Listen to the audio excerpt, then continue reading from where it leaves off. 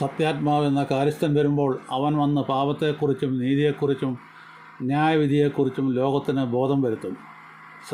സത്യത്തിൻ്റെ ആത്മാവ് വരുമ്പോഴോ അവൻ നിങ്ങളെ സകല സത്യത്തിലും വഴി നടത്തും. അവൻ സ്വയമായി സംസാരിക്കാതെ താൻ കേൾക്കുന്നതൊക്കെയും വരുവാനുള്ളത് നിങ്ങൾക്ക് അറിയിച്ചു തരികയും ചെയ്യും.